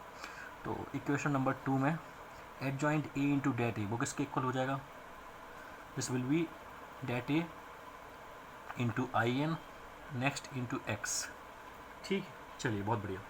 नेक्स्ट यह कितना आ गया, adjoint A into det B into B, sorry. तो ए आई एन को तो आप हटा सकते हो ना, किसी भी मैट्रिक्स आई एन एक्स से मल्टीप्लाई होगा वो तो एक्स ही हो जाएगा। ये कितना हो गया, det A into x equals to adjoint A into B, ठीक है। तो ये हमारा कुछ आ गया इक्वेशन नंबर 3। अब इस इक्वेशन नंबर 3 के बाद हम जज करेंगे कि हमारा कौन कौन से केस कब कब पॉसिबल होंगे, ठीक है। तो आई कैन राइट हियर, इधर लिखूँगा तो थोड़ा सा मैं बोल सकता हूँ कि पेज भर जाएगा, मैं दूसरी पेज पर लिखता हूँ, ठीक है। इक्वेशन नंबर 3 को मैं नेक्स्ट पेज पर लिखता हूँ, ठीक है। After this see next page. चलिए अब देखेंगे आप, तो इसमें क्या क्या हो सकता है। पहले देखो यहाँ पे मैं एक चार्ट बना रहा हूँ, चार्ट आप समझना अच्छी तरह से, बहुत अच्छी तरह से ये समझोगे तो आपको पूरा क्लियर हो जाएगा। पहला क्या कि b की वैल्यू 0 हो जाए, b मतलब 0 मतलब क्या हो गया, b नल मैट्रिक्स हो जाए। तो b नल मैट्रिक्स हो गया तो ये होमोजेनियस इक्वेशन हो जाएगी। तो सोच के देखिए कि जब नल मैट्रिक्स को आप किसी से मल्टीपल करोगे तो राइट हैंड साइड तो 0 हो सकता है ना, एडजॉइंट ए भी क्या एक मैट्रिक्स है इंटू नल मैट्रिक्स, तो क्या हो गया 0 नल मैट्रिक्स हो गया, ठीक है। चलिए बट अब इसके अंदर भी 2 केस हैं, और इसको आप लिख सकते हो क्या कि जब b नल मैट्रिक्स हो जाए तो you can say that plane मतलब वो जो 3 लाइंस दी थी वो लाइन कहाँ से पास करेंगी, लाइन पासिस थ्रू ऑरिजिन। क्यों, उसको सिर्फ उन 3 लाइन को सेटिस्फाई करने वाला कौन सा पॉइंट होगा, सिर्फ 0,0,0, जिसको हम बोलते हैं कौन सा, ट्रिवियल सॉल्यूशन, ठीक है। चलिए आगे बढ़ते हैं। तो b की वैल्यू 0 हो जाए बट डेट की वैल्यू यदि जो लेफ्ट हैंड साइड में डेट ए लिखा हुआ है वो 0 ना हो, और दूसरा केस हो सकता है कि डेट ए भी 0 आ जाए, ठीक है। चलिए डेट तो क्या कोई वैल्यू है ना, यदि डेट ए की वैल्यू भी 0 के इक्वल नहीं है, मान लीजिए डेट ए की वैल्यू 0 के इक्वल नहीं है, तो आप इसको डिवाइड कर देंगे, वो कुछ फ़र्क नहीं पड़ेगा उस पर। तो एक्स की वैल्यू एक सॉल्यूशन आएगा, कौन सा सॉल्यूशन आएगा, only trivial solution exists. Trivial solution क्या होता है, that is x equals to y equals to z equals to 0। और इसको मैं दूसरी भाषा में क्या लिखूँगा कि मैट्रिक्स कैपिटल X जो था ना वो 0 नल मैट्रिक्स हो जाएगी, और ऐसे x y z equals to 0 0 0, ठीक है। दिस इज़ ऑल अबाउट जब डेटा की वैल्यू 0 के इक्वल नहीं आए, और यदि डेटा की वैल्यू 0 के इक्वल है तो ये 0 के इक्वल आ जाए तो ये भी लेफ्ट हैंड साइड भी जो राइट हैंड साइड भी मतलब पूरा ख़त्म ही हो जाएगा फिर तो, उस केस में क्या होगा, इसको सेटिस्फाई करने के लिए कुछ भी सेटिस्फाई करो, एक्स की वैल्यू कुछ भी लाओ, बट जीरो के मल्टीप्लाई करोगे तो वो तो क्या होगा, जीरो ही हो जाएगा। एक्स की वैल्यू में वन पुट करो, बाई की वैल्यू एक्स, मतलब एक्स मतलब कैपिटल एक्स का मतलब क्या है कि एक्स बाई जेड, मतलब एक्स बाई जेड की मैं कुछ भी वैल्यू पुट करूँ वो सेटिस्फाई करेगा, क्योंकि जीरो इक्वल्स टू जीरो तो हर वैल्यू पे आएगा। तो कितने सोल्यूशन मिलेंगे यहाँ पे, you will get infinitely many solutions, ठीक है। और इसको थ्योरेटिकली क्या लिखोगे, इनफाइनाइटली मैनी सॉल्यूशंस, ठीक है। तो इनफाइनाइट मैनी सॉल्यूशन मैं ऑलरेडी आपको पढ़ा चुका हूँ, कौन कौन से होते हैं, ट्रिवियल प्लस सॉरी ट्रायल नहीं, trivial trivial plus non trivial, clear है, ठीक है। चलिए, तो ये हो गया हमारा, जब हमारा बी कौन सी मैट्रिक्स थी, राइट हैंड साइड वाली, वो यदि हमारी नल मैट्रिक्स हो जाए तो हम बोलेंगे प्लेन पास कर रहा होगा कहाँ से, ओरिजिन से, क्योंकि आपको पता है सिर्फ उनको उन 3 लाइंस को, उन 3 प्लेन को सेटिस्फाई करने वाली सिर्फ और सिर्फ यही होगी, यही पॉइंट होगा अकेला, ठीक है। अब सेकंड केस क्या हो सकता है, सेकंड केस क्या होगा कि जो नल मैट्रिक्स मैंने ली थी बी, वो नल मैट्रिक्स नहीं हो, मतलब बी जो मैट्रिक्स है वो नॉट अ नल मैट्रिक्स। तो इसको थ्योरेटिकली मैं क्या बोलूँगा इस पूरी बात को कि plane is not passing through origin, ठीक है। चलिए, तो अब मैं इस चीज़ को, इसमें भी 2 केस बनेंगे, कैसे केस बनेंगे, पहला देखते हैं दूसरा देखते हैं, ठीक है। चलिए, तो पहला क्या हो जाएगा, आई कैन से दैट कि डेट ए की वैल्यू वही 0 के इक्वल, और एक हो जाएगा डेट ए की वैल्यू 0 के नहीं इक्वल, एक इक्वल, ठीक है। चलिए, अब ऑब्जर्व करने वाली बात क्या है, जब बी की वैल्यू नल मैट्रिक्स नहीं है, बी की वैल्यू नल मैट्रिक्स नहीं है, और डेट ए की वैल्यू भी 0 के इक्वल नहीं है, डेट ए की वैल्यू 0 के इक्वल नहीं है, तो आपको पता है कि डेट ए की वैल्यू 0 के इक्वल नहीं होती है, तो ये कौन सी मैट्रिक्स होती है, non singular matrix. Non singular matrix का मतलब ए इनवर्स एग्जिस्ट करता है कि नहीं करता है, करता है, बस इनवर्स एग्जिस्ट करता है। तो हमने ये जो इक्वेशन थर्ड निकाली वो कहाँ से निकाली थी, ए एक्स इक्वल्स टू बी। तो इस ए एक्स इक्वल्स टू बी में जब आप प्री मल्टीप्लाई करोगे ए इनवर्स से, तो आपको क्या मिलेगा, x equals to A inverse B मिलेगा कि नहीं, x equals to A inverse B. तो इसका क्या मतलब हुआ, ये हुआ कि आपको एक्स तो ए है, एक्स बाई जेड, और ए इनवर्स तो आप निकाल लोगे, 3x3 मैट्रिक्स का ए इनवर्स निकाल लोगे, बी ये है। मल्टीप्लाई करने के बाद जब जो भी एक मैट्रिक्स निकलेगी उसमें से एक्स की वैल्यू राइट कंपेयर कर दोगे, बाई की राइट कर दोगे, जेड की वैल्यू राइट कंपेयर कर दोगे, और ये सोल्यूशन कौन सा देगा, this will give you unique solution, ठीक है। अब नेक्स्ट बचता है डेट ए की वैल्यू जब 0 हो जाए तब क्या होगा, तो देख लेते हैं उसको भी। तो देखिए, जब डेट ए की वैल्यू 0 के इक्वल नहीं आए, तो सोचो बी तो 0 के इक्वल नहीं है और डेट ए की वैल्यू 0 के इक्वल आ गई है, लेट्स से, तो डेट ए की वैल्यू 0 के इक्वल आ गई, तो ये लेफ्ट हैंड साइड 0 हो जाएगा, हो सकता है, बट लेफ्ट हैंड साइड 0 हो जाएगा और नहीं भी होगा, 2 केस उस पर डिपेंड करेंगे, मैं बताता हूँ 2 क्वेश्चन। एक तो कब, जब add joint A into B, हम ये चेक कर लेंगे इसकी वैल्यू 0 के इक्वल नहीं आए, और ये कहा जाए add joint A into B 0 के इक्वल आ जाए, मतलब ये 2 मैट्रिक्स हैं ए वाली, क्योंकि बी तो 0 के इक्वल नहीं है, इन दोनों का मल्टीप्लाई किया, मल्टीप्लाई करने पे यदि ये left hand side, right hand side जो है, लेफ्ट हैंड साइड जो है वो 0 के इक्वल नहीं आए, तो उस केस में क्या होगा, ऐसा पॉसिबल ही नहीं है, तो ये क्या होगा, ये तो सिर्फ एक ही चीज़ हो सकती है, इनकन्सिस्टेंट और नल सॉल्यूशन, ठीक है।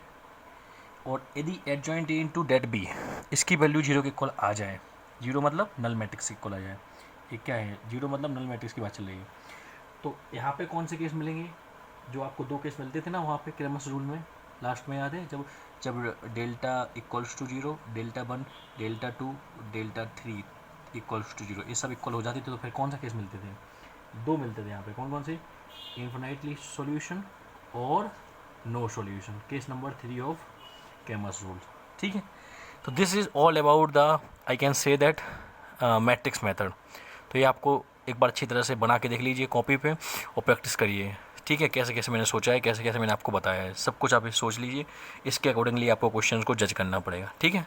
तो हम आगे बढ़ते हैं जल्दी से, और जिन बच्चों को अभी दिक्कत हो रही है उनसे मैं बोलना चाहूँगा एक बार फिर से देखो इस चीज़ को, आपको अपने आप क्लियरिटी आएगी, क्योंकि ये नई चीज़ है आपके लिए, तो आपको थोड़ा सा प्रॉब्लम होगा फर्स्ट टाइम में, बट आप बार बार देखोगे तो आपको दिक्कत नहीं होगी, ठीक है। तो कभी भी कोई क्वेश्चन दे दे, कोई भी क्वेश्चन आ रहा है आपको, चाहे वो आपके ऊपर है वो कैमस रूल से करना है कि मैट्रिक्स मेथड से, वो आप कर सकते हो, बट आपको हमेशा अप्रोच क्या होना चाहिए। जैसे 3 इक्वेशन आपको दी हुई हैं, let's say x plus 2y plus 3z equals to 1, 2x plus 3y plus 2z equals to 2, 3x plus 3y plus 4z equals to 1। मैंने ये 3 इक्वेशन ली हैं। तुरंत दिमाग में आना चाहिए कि देखो राइट हैंड साइड तो जीरो नहीं है, मतलब b की value does not equals to zero, matrix b zero के इक्वल नहीं है।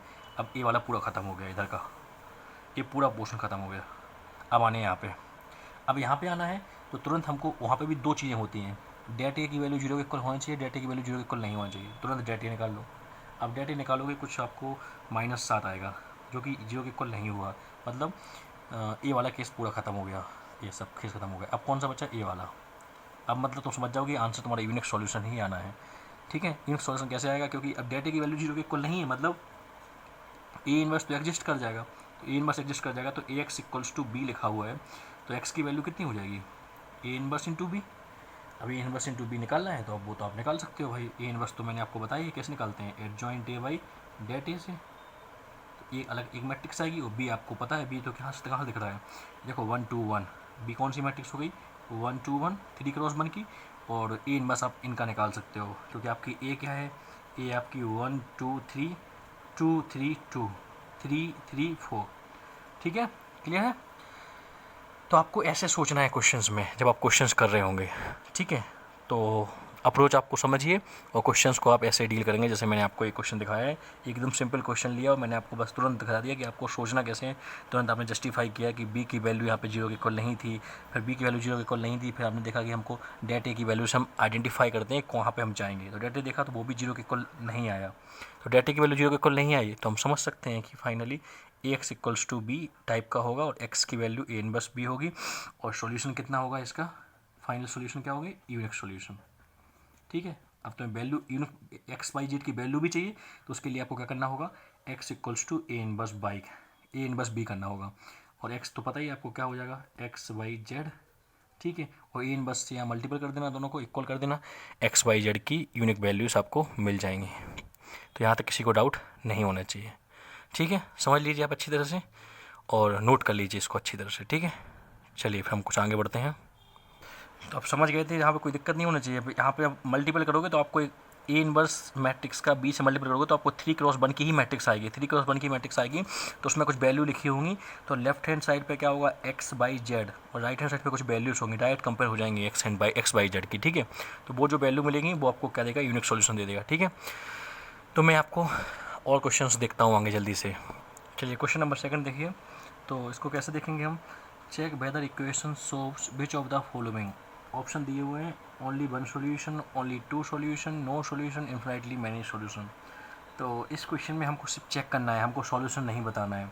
देखो इन क्वेश्चंस में 2 चीज़ हो सकती हैं, एक तो सॉल्यूशन निकालने का, दूसरा सिर्फ चेक करने का। तो अब इस क्वेश्चन में आपने देखा होगा कि इसमें सॉल्व का क्वेश्चन नहीं लिखा होगा, इसमें बताया सिर्फ आप ये बता दो कि कितने सॉल्यूशन पॉसिबल हैं, बस ऑप्शन के हिसाब से। तो डिफरेंट कंडीशंस के हिसाब से हम देख सकते हैं यहाँ पे क्या होगा, ए एक्स इक्वल्स टू बी, ठीक है। अब इनका ए लिख लो, लिख लोगे, बी लिख लोगे, और ये बी जीरो के इक्वल नहीं है। बी जीरो के इक्वल नहीं है तो केसेस क्या क्या बन सकते हैं मैं आपको दिखाता हूँ, देखो जल्दी से। देखो बी जीरो के इक्वल नहीं है तो फिर एक बार क्या करेंगे, हम डेट एज चेक करेंगे, डेट एज निकालेंगे, यदि जीरो की वैल्यू इक्वल आ गई तब उसके 2 केस आएंगे। डेट ए की वैल्यू जीरो इक्वल नहीं आई तो हम बोलेंगे ए इनवर्स एग्जिस्ट करेगा, वो आंसर यूनिक सॉल्यूशन हो जाएगा, ठीक है। और यदि डेट ए की वैल्यू जीरो के इक्वल आ गई तो फिर हम उसका adjoint A into det B निकालेंगे, वो does not equals to zero check करेंगे, और adjoint A into det B zero के इक्वल चेक करेंगे, और यदि वो आ गया तो इन्फिनिटली सॉल्यूशन या फिर नॉट सॉल्यूशन हो सकते हैं, और यदि ये does not equals to zero आया तो एक ही केस होगा, that is null solution. Null solution बोलो, नो सॉल्यूशन, ठीक है। कोई डाउट है यहाँ पे, तो कर लेंगे ना आप, ये मैंने हिंट दे रहा हूँ आपको, आप कर लेना। चलिए नेक्स्ट। अब नेक्स्ट देखिए, ये क्वेश्चन दिया इसमें सॉल्व के लिए बोला है, तो मतलब सॉल्व बोला है तो मतलब ये चाहता है कि ये सॉल्यूशन भी मांग रहा है आपसे, ये सिर्फ ये नहीं पूछ रहा है कि आपको क्या होगा, यूनिक सॉल्यूशन होगा या फिर क्या होगा, ये नहीं पूछ रहा है, ये पूछ रहा है सॉल्यूशन निकाल के दिखाइए। सॉल्यूशन निकालेंगे तो कैसे करेंगे, तुरंत ए एक्स इक्वल्स टू बी, तो अब देख लेते हैं हम बी की वैल्यू जीरो के इक्वल नहीं है, मतलब बी तुम्हारा क्या बोल सकता हूँ मैं, नल मैट्रिक्स नहीं है।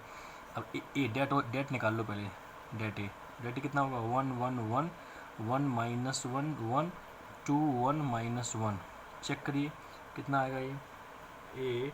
अब चेक करेंगे तो कुछ 6 आएगी वैल्यू, 6 आएगी, मतलब डेट ए की value does not equals to 0, मतलब नॉन सिंगुलर मैट्रिक्स है। तो नॉन सिंगुलर मैट्रिक्स है तो फिर आपको पता है, फिर तो आपको उसका कुछ क्या करना होगा, आपको इसमें सॉल्यूशन निकल आएगा। केस कौन सा होगा वो आपको दिख जाएगा, x equals to A inverse B. तो x equals to A inverse B, तो इसका हमारा ए इनवर्स एग्जिस्ट करेगा तो ए इनवर्स निकालो, कैसे निकालोगे, adjoint A by det A. Adjoint A कैसे निकालते हैं, कोफैक्टर मैट्रिक्स का ट्रांसपोज, वो सब कर लेना आप, इंटू बी कर देना। तो फाइनली यहाँ पे x बाई जेड की जो आएगी, यहाँ पे कुछ आप सॉल्व करके लाओगे, लेट्स से कुछ भी आएगा वैल्यू, मैं वैल्यू बता देता हूँ डायरेक्ट कितना आएगी, वो 1 2 3 के इक्वल आएगा। तो देयरफॉर x की वैल्यू 1, y की वैल्यू 2 एंड z की वैल्यू 3 के इक्वल आ जाएगा। कोई डाउट यहाँ पे? तो इसमें सॉल्व बोला था तो मतलब इसको सॉल्यूशन चाहिए है, और जिसने सिर्फ ऑप्शंस में बोल दिया कि आप ये चेक करिए कि ट्रिवियल सॉल्यूशन है या फिर वन सॉल्यूशन है या फिर नो सॉल्यूशन है या फिर इनफाइनाइटली मैनी सॉल्यूशन है, वन सॉल्यूशन मतलब यूनिक सॉल्यूशन ही होता है, ठीक है। कुछ और नेक्स्ट जल्दी क्वेश्चन देखते हैं। क्वेश्चन नंबर 4 देखिए, द सिस्टम ऑफ इक्वेशंस, ये देखो ये 3 इक्वेशंस दी हुई हैं, इसने भी कुछ नहीं बोला, इसने क्या बोला है आपको, सिर्फ ये बता दीजिए कितने सॉल्यूशन होंगे, कर लेना आप, ठीक है। ये नॉन होमोजेनस है, क्यों, क्योंकि इनकी वैल्यू 0 के इक्वल नहीं है, ये आप चेक कर लेना पहले, बी की वैल्यू 0 के इक्वल नहीं है, फिर डेट ए निकालना, डेट ए की वैल्यू देखना कि 0 के इक्वल आ रही है या डज नॉट इक्वल्स टू 0, जो भी है उसके अकॉर्डिंगली आप फिर चेक करेंगे, ठीक है। सब मैंने कंडीशंस आपको दिखा दी हैं।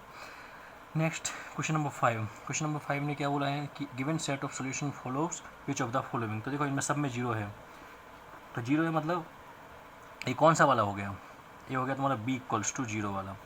तो बी इक्वल्स टू 0 पे अब क्या क्या केस हो सकते थे मैं आपको दिखाता हूँ जल्दी से, एक बार फिर से देखिए बी इक्वल्स टू 0 पे एक तो हो सकता है डेट ए की वैल्यू 0 के इक्वल नहीं आए तो ट्रिवियल सॉल्यूशन ही आएगा, और डेट ए की वैल्यू 0 के इक्वल आ जाए तो सॉल्यूशन कितने होंगे, इनफाइनाइटली मैनी सॉल्यूशन। तो अब बस कुछ नहीं करना है, इसमें डेट ए निकालिए, आपको समझ में आ जाएगा। तो मैं इसका डेट ए निकालूँ जैसे, तो डेट कितना आ जाएगा, 2 3 माइनस 3 3 माइनस 3 1 3 माइनस 2 माइनस 3 निकाल लेना, ये डज नॉट इक्वल्स टू 0 आएगा। तो मतलब डेट ए की value does not equals to 0, तो हम बोल सकते हैं ओनली एक ही सॉल्यूशन सेटिस्फाई करेगा, that is trivial solution, x equals to 0 y equals to 0 and z equals to 0। तो यहाँ पे कोई डाउट नहीं होना चाहिए क्वेश्चन नंबर 5 में। क्वेश्चन नंबर 6 देखते हैं जल्दी से। क्वेश्चन नंबर 6 भी क्या बोलना चाह रहा है, इसको भी सिर्फ सॉल्यूशन से मतलब नहीं है कि क्या कितने सॉल्यूशंस होंगे क्या होंगे, इसको सिर्फ ये बताना है कि आपको नंबर ऑफ सॉल्यूशंस कितने होंगे, और ये भी होमोजेनस इक्वेशंस दी हुई है, मतलब जिसका b इक्वल्स टू 0 दिया हुआ है, तो आप इसको डेट ए निकालिए और आइडेंटिफाई करिए, ठीक है। क्वेश्चन नंबर 7 देखिए, क्वेश्चन नंबर 7 एक इक्वेशन दे दी गई है, इसको इधर ले जाना, ठीक है, उधर इधर ले जाना सबको किसका आगे, तो ये कितना हो जाएगा, x minus C Y minus B Z equals to 0। दूसरा इसको उधर ले जाना तो कितना हो जाएगा, ये minus C X plus by plus A minus A Z equals to 0। इसको इधर ले जाना तो कितना होगा, minus B X minus A Y plus Z equals to 0। अब बोला है कि वेयर एक्स बाई जेड क्या है मेरे, आर नॉट ऑल 0, सब 0 के इक्वल नहीं है। तो मतलब 0 के इक्वल नहीं है, 0 के इक्वल होते हैं एक्स बाई जेड, मतलब वो तो हम समझ में आ जाता है ट्रिवियल सॉल्यूशन की बात करता है।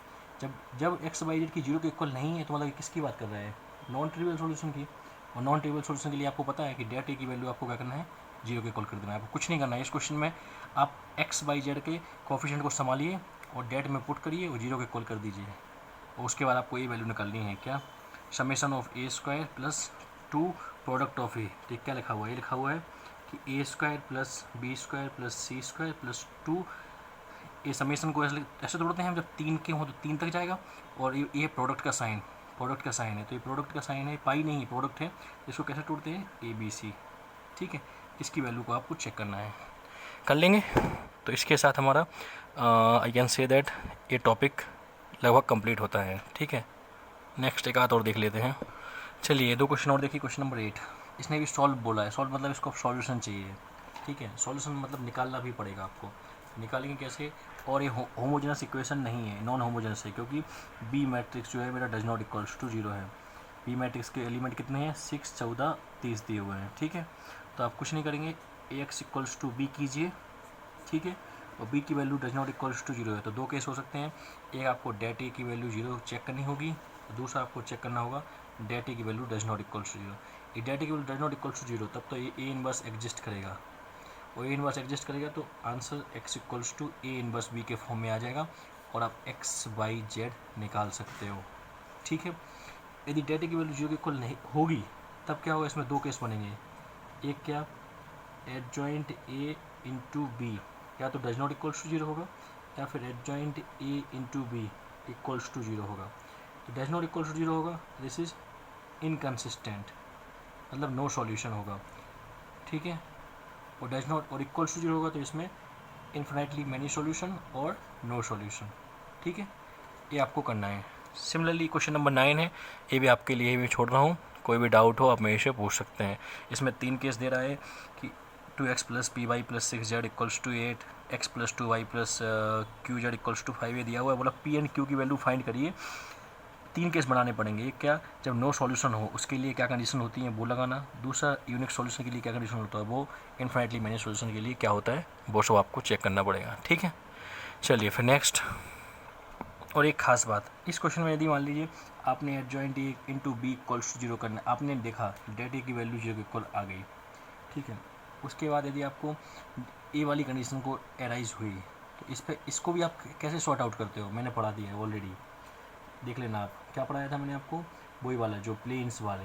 प्लेन्स कौन से वाले कि P3 equals to mu P1 plus lambda P2, वो करोगे आप, इक्वेट करोगे, 4 इक्वेशन मिलेंगी। पहली 2 इक्वेशन से आप लैम्डा और म्यू की वैल्यू निकालोगे, चौथी में पुट करोगे, यदि चौथी में सेटिस्फाई हो जाएगा तब तो मैंने आपको बताया था, तब क्या होगा, तब तो कंसिस्टेंट हो जाएगा, इन्फिनिटली मैनी सॉल्यूशन आ जाएंगे। और यदि वो इक्वल नहीं हुआ तब आप क्या बोलोगे, नो सॉल्यूशन आएंगे।